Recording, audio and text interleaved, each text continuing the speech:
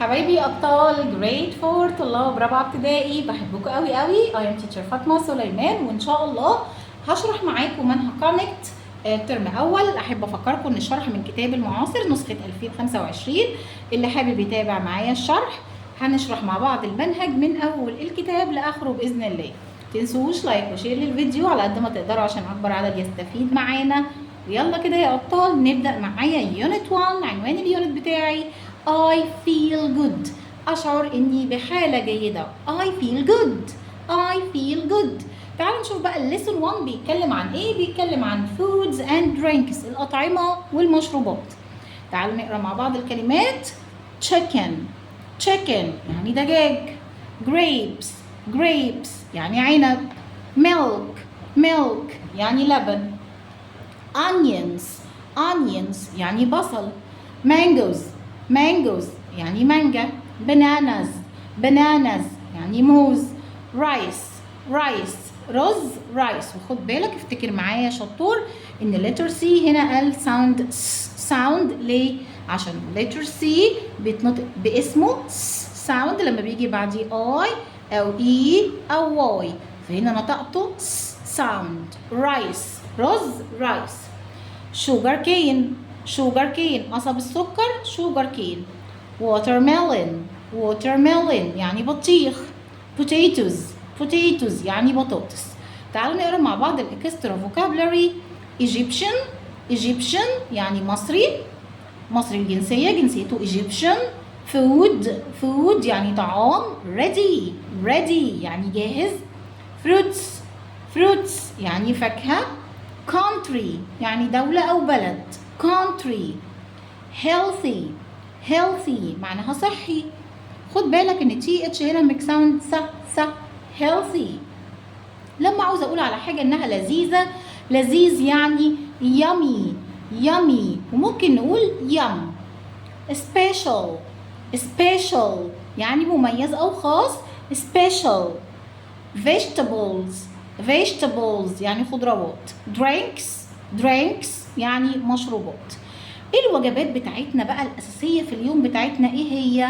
طبعا breakfast يعني الفطار. dinner العشاء.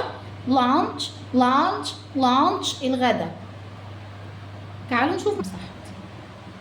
يلا بقى يا حلوين، هنا هنتعلم مع بعض الافعال بتاعتنا. هنعرف الماضي منها شكله ايه، بس خد بالك الافعال عندي متقسمه لحاجتين. في افعال regular، لازم تبقى فاهم كده الكتاب متقسم ازاي. regular يعني منتظمه. يعني ايه منتظمه تيتشر؟ يعني بجيب منها الماضي ان انا احط لها ed. طيب irregular يعني غير منتظمه. يعني ايه غير منتظمه؟ ما بترضاش تاخد الاي دي في الماضي وبيكون ليها شكل تاني. يلا كده نعرفهم مع بعض. raise يربي raise الماضي raised. produce يعني ينتج الماضي produced. اوكي، تعالى بقى نشوف الافعال الirregular الغير منتظمه. grow يعني ايه grow؟ يزرع او ينمو. make يعني يصنع الماضي made. think معناها يعتقد الماضي think thought. اللي بعد كده معايا هو important expressions and prepositions. important expressions and preposition التعبيرات وحروف الجر الهامة.